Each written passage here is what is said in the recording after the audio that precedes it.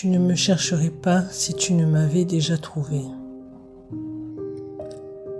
Tout l'univers est contenu dans un seul être humain, toi. Tout ce que tu vois autour de toi, y compris les choses que tu n'aimes guère, y compris les gens que tu méprises ou détestes, est présent en toi à divers degrés. Ne cherche donc pas non plus Shaitan hors de toi. Le diable n'est pas une force extraordinaire qui t'attaque du dehors. C'est une voix ordinaire en toi. Si tu parviens à te connaître totalement, si tu peux affronter honnêtement et durement à la fois tes côtés sombres et tes côtés lumineux, tu arriveras à une forme suprême de conscience. Quand une personne se connaît, elle connaît Dieu. L'homme est quelque chose d'immense. En lui, tout est inscrit. Mais ce sont les voiles et les ténèbres qui l'empêchent de lire en lui cette science.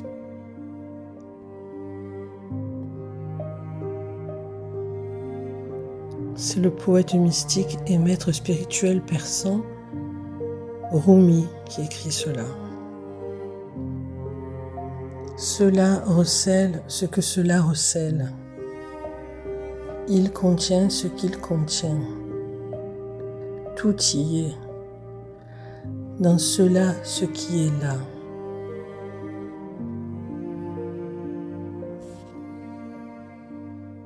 Il est bon de laisser chaque jour derrière soi, comme une eau qui coule, sans tristesse. Hier est parti et son histoire est racontée. Aujourd'hui, de nouvelles graines poussent. Rumi est un auteur philosophe et mystique. Se familiariser avec sa pensée, ses idées, ses conseils, c'est apprendre à accéder à la connaissance intérieure cachée, dans le but de trouver sa voie et d'être en paix avec soi et le monde environnant. Cette expression renvoie deux sens.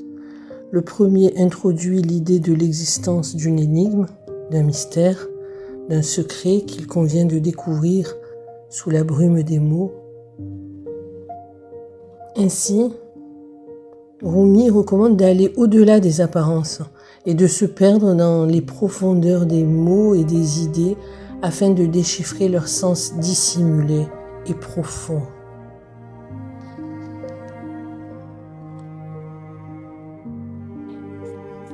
Merci à lui et grâce à lui, j'ose partager mes écrits.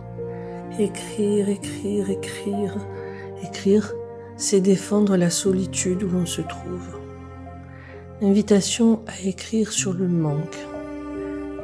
Il y aurait trop de choses à dire, trop de manque, trop d'absents, trop de vide. Écrire sur le vide. Ça bloque. Un gros bloc qui curieusement me renvoie au plein. Un bloc qui s'emboîte dans une case vide, qui remplit ainsi le vide. Un vide ne peut rester vide. Nécessité de le remplir de toute urgence. Si d'aventure on regarde le vide, on se retrouve au bord d'un gouffre. Vertige et sueur froide.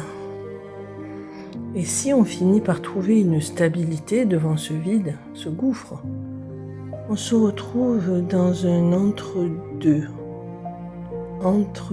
mondes. Et si dans cet entre-deux, la question se pose, je saute dans le vide, l'inconnu, le mystère, alors une saveur proche d'une petite jouissance apparaît, car ce vide appelle, tente. Il a un goût de légèreté, d'infini. Et dans le cas où ce vide soit réel, bien entendu, un vide réel, réellement vide de tout. Et puis, il y a le ciel, le soleil, les oiseaux, qui appellent aussi autant qu'ils nous narguent. L'inconnu du haut nous redresse, nous fait tendre l'oreille. Une écoute singulière que celle du haut, comme si on voulait puiser un infime message qui changerait la donne.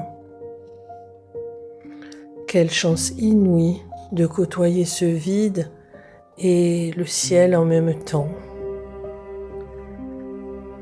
Le soleil s'invite chaque matin. De son feu, il nous inonde, nous donne la vie qui se renouvelle. Généreux, il nous rebaptise chaque matin et c'est une communion. Le vide est toujours là, baigné de lumière. Tout s'éblouit. Chaque objet vulgaire devient une histoire à part entière. Tout est agencé, posé à sa juste place. Allez, je peux aller boire mon café.